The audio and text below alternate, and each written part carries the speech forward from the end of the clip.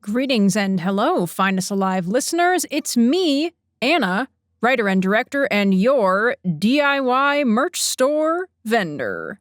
We have a new store with free downloads of designs you can use to make your own merch. Check out Hodgepodge Flea Market on Etsy, where we will be posting more free stencils, printables, and patterns every quarter.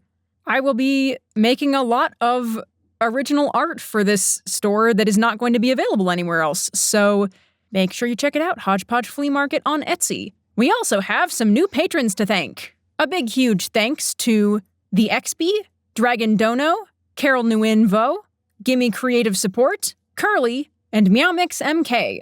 Thank you for supporting our work and helping us make not only this show, but even more shows in the very near future.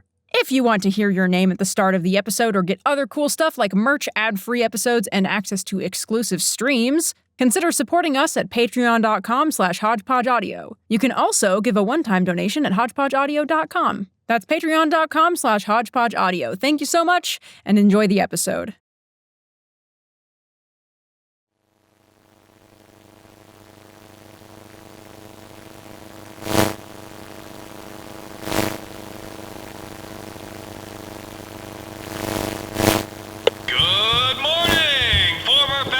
Site 107. What the hell, Harley? I hope those of you who managed to miss the commotion of last night slept well.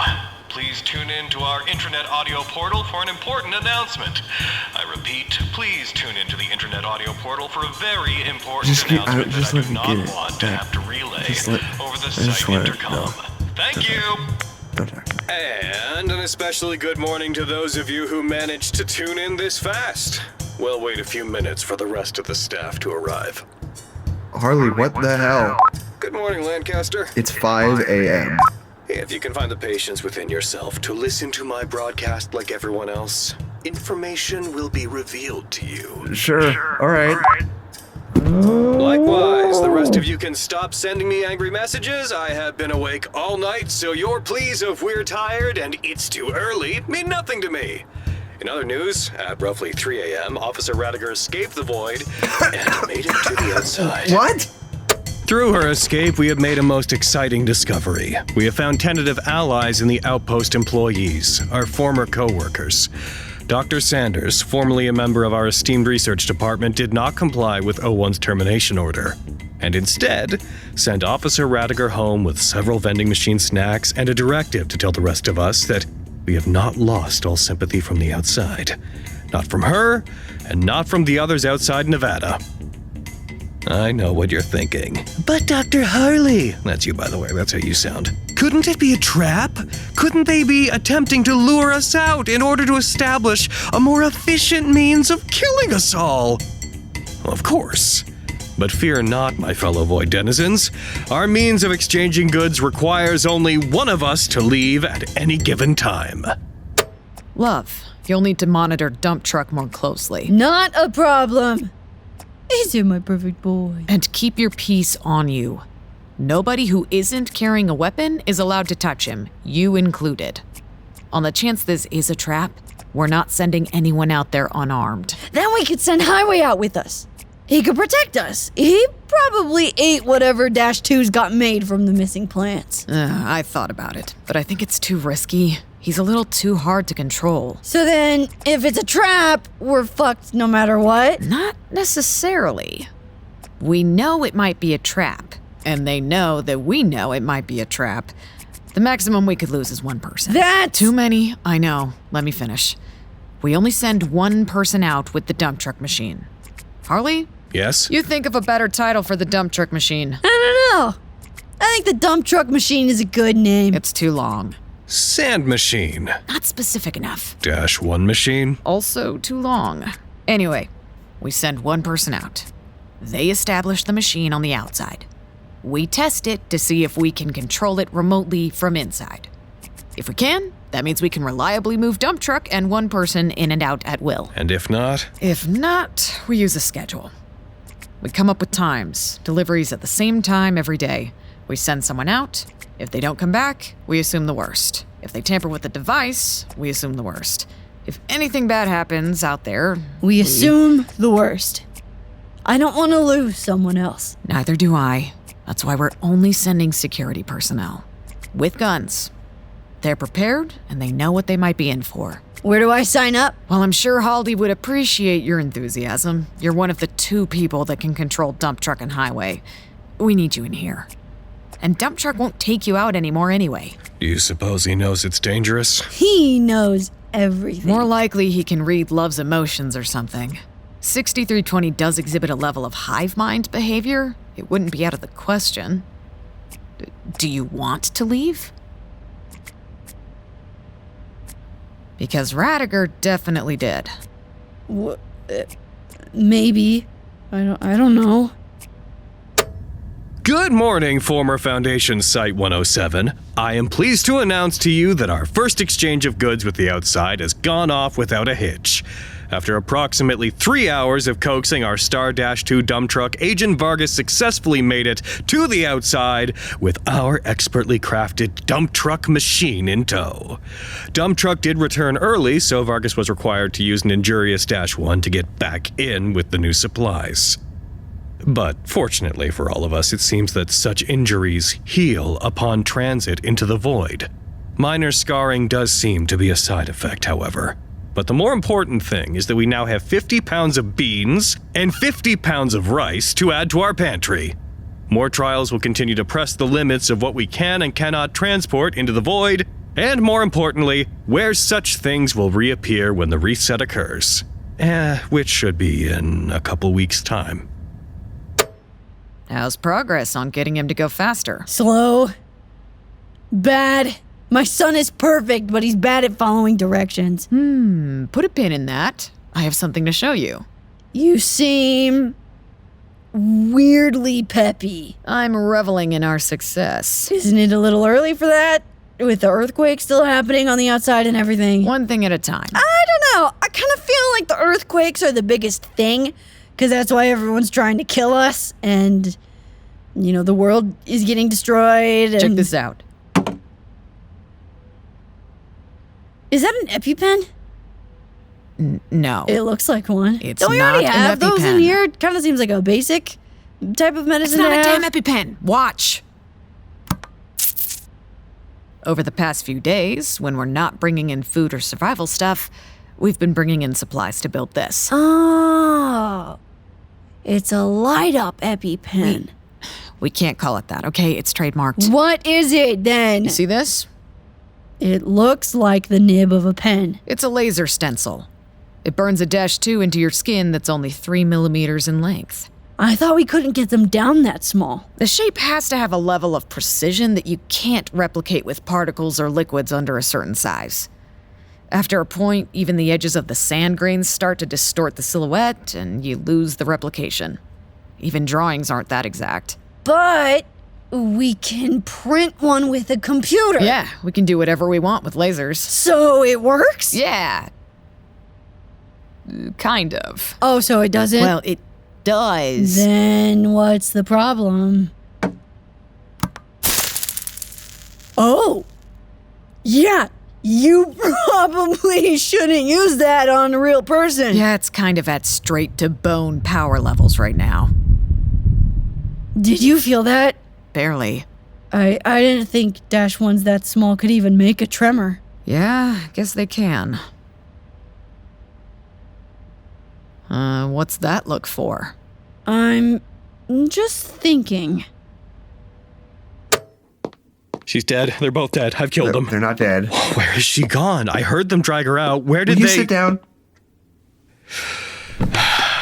Okay. All right, yes. I'm calm. I'm good. I'm calm. What was she saying before she was dragged out? She was warning us No, about... before that. Just trying to get in contact. Talking about the earthquakes. So nothing we didn't already know. It's not like she was disclosing the disseminating major secrets over the airwaves for the entire world to hear. Except the kill order. Yeah, except that... Harley, they're not going to kill her for that. At worst, they're just going to wipe her memory. I don't want to be wiped out of her memory. Better than her being terminated. And what about Noah? They both talked a lot about how he likes to cause trouble. What if he's been... Harley, You're spiraling. So are you! What? I'm perfectly calm. That doesn't mean you're not spiraling. Look at you! You've been sitting around doing nothing since we got here! Not true. I've been taking appointments. You've been scheduling appointments. Chapel told me you've hardly seen anyone. I went through it all too, okay? I just need time. What about after the shift? You jumped right on all your morale stuff. Where's the morale now? You've turned into a completely different person since we came back. I don't think we deserve it. Deserve what? Morale, I guess. I don't know. I think we missed our chance. We had so much momentum during the escape. It felt like the whole world had our backs, and then we got out and Nothing changed. Nothing changed.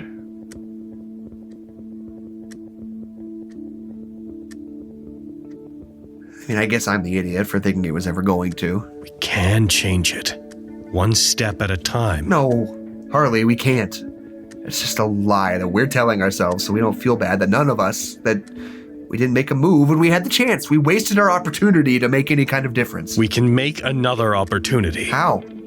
The Foundation wants us dead. You don't think there are going to be repercussions for that when we fix all this? If we fix all this? What's your plan then? Sit on your hands being miserable because you deserve it? Maybe. Jesus. Klein was right. I'm not wallowing. No, that's... What? No, she said you had to leave because the Foundation wouldn't change fast enough for you. Yeah? She was right then. Only I couldn't get myself to leave either. You could after this. The Serpent's Hand would happily take on someone like you. What's the problem with them? They're a little cut off, don't you think? They're not out of touch, if that's what I don't mean you're... out of touch. I mean, they don't talk to jailers, Foundation staffers. Oh. Maybe if we all go? I see what you mean. Don't sit in here and wallow, okay? I'm not wallowing. I don't know what that means. For once, just do the kind of thing you would tell any of us to do. I don't know what to tell any of you to do anymore. I don't know either then. Find a way to atone for your supposed sins and move on. I don't think I can do anything to atone for all the people we sent into the void before all this. Will saving the rest of the world be enough? Maybe. Sure. Good. Because we're going to be very busy for the foreseeable future. Good evening, Site 107, and welcome back. Fantastic news from research. The dump truck machine, name pending, has been relocated to the outside. Our allies in the outpost have hidden it inside a storage crate in the blasted out cavern that used to be the main containment chamber. We are currently trusting Dr. Sanders to prevent any hostile personnel from finding it, or seeing any of our people on their ways out or in. A second dump truck machine, title pending, is on the way, but until then our agent's most reliable return method has been self-injury. This is of course not ideal, but research and engineering have been developing an additional device for this purpose. In the meantime, Agents Medical would like to remind you that if you absolutely cannot use dump truck to get back inside, to please mark yourself as shallowly as possible to avoid the possibility of nerve damage. The rest of us, who will not be traversing the bounds of reality, can look forward to new shipments of food and other supplies soon. But be patient. The deliveries will be small.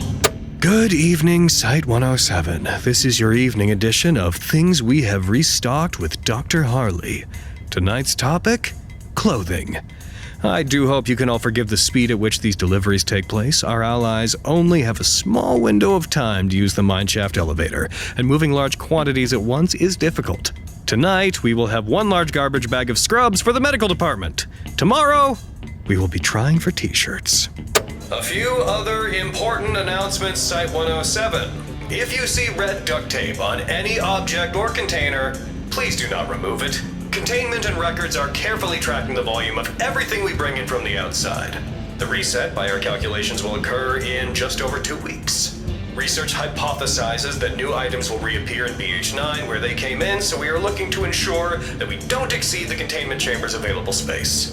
Additionally, depending on what happens to us when the cycle turns over, we will need all hands on deck cleaning out BH9 and putting everything away.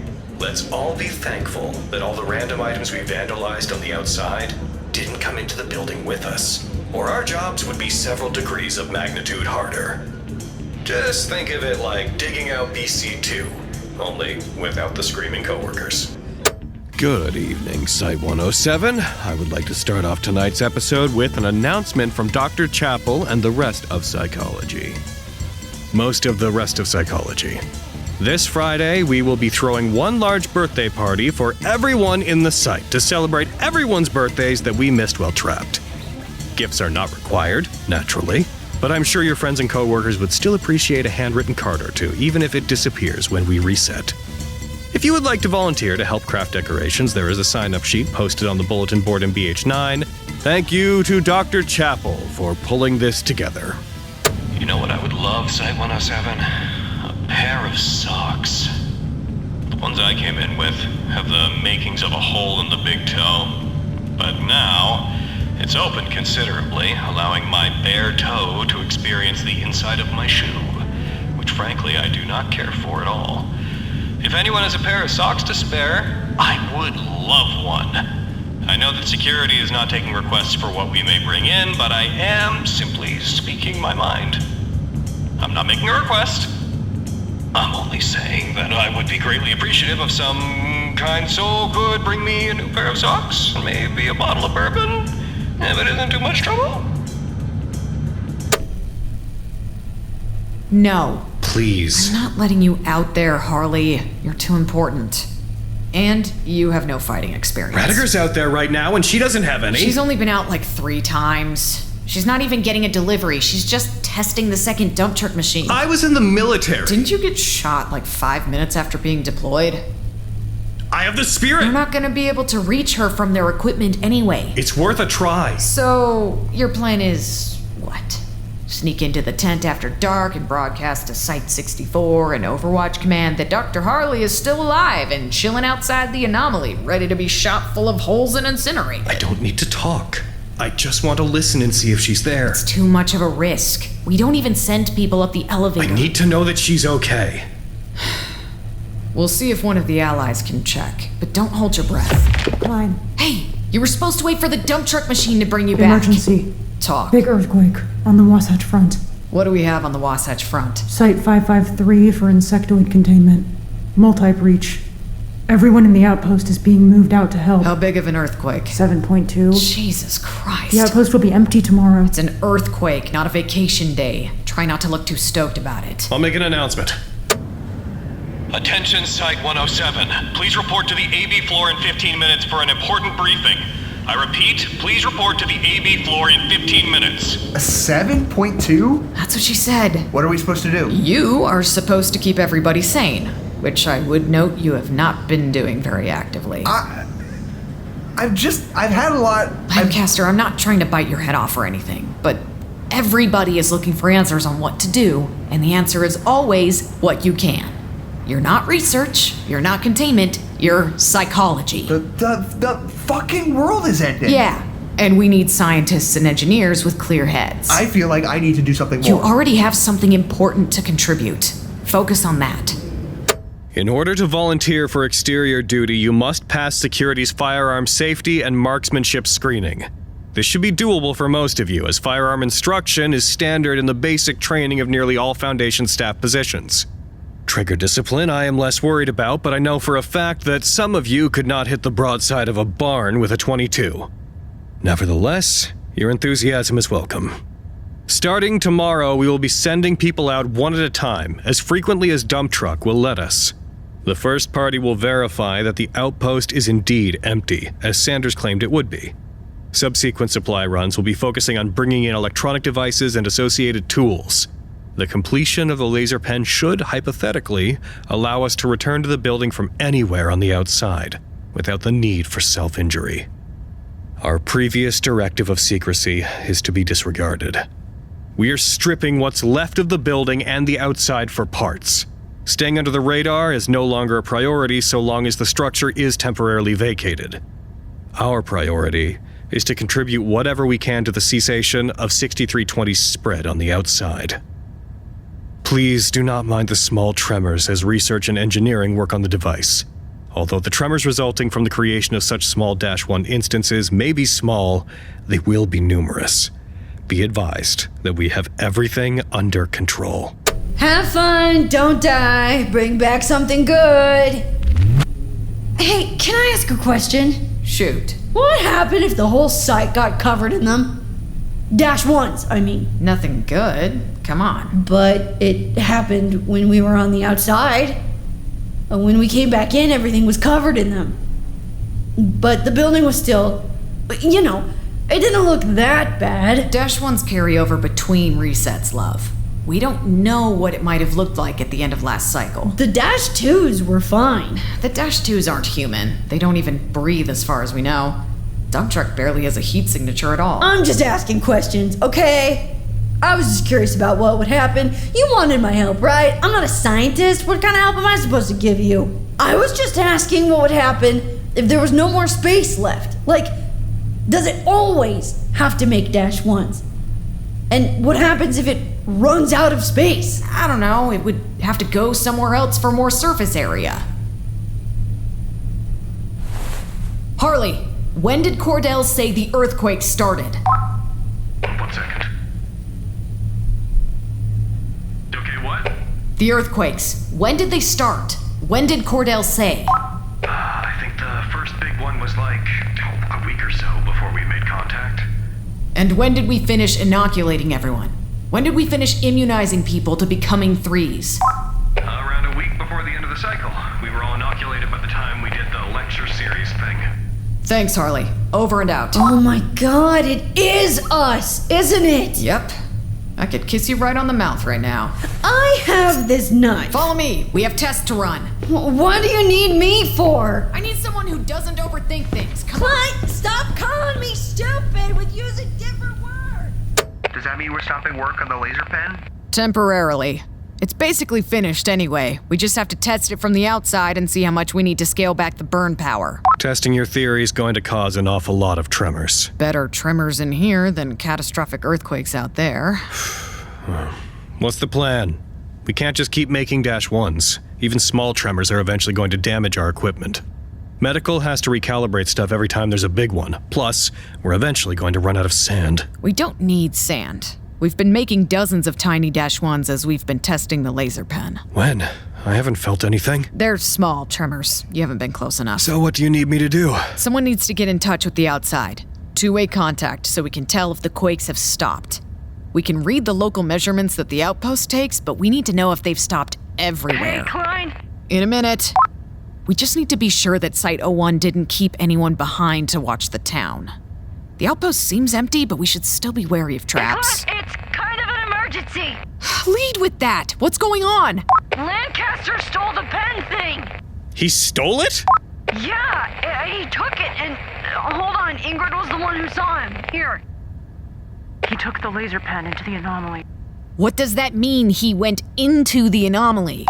From the outside. He went outside and touched the rift. What? Shit. Come on. On our way.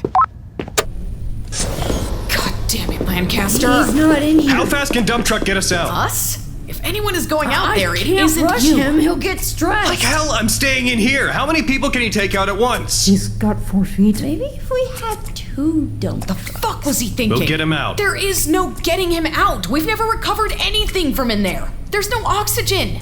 From our best estimates, it's a vacuum, and that's assuming that the raw interior of 6320 isn't something worse. He must have had a plan. How do you know that? He's been losing his mind since we got here. He wouldn't leave us that way. Lank! Lancaster! It works. Oh my God. The laser pen. It works. We already knew it worked, Is asshole. that a dead body? It's one of the D class. But all of ours who died were at different sites. One of our first ones. From testing before the shift. One of the people we sent in to explore the rift. We can get them out. We can get all of them out. We can bury them properly. Jesus Christ, Lancaster. We can finally do something right.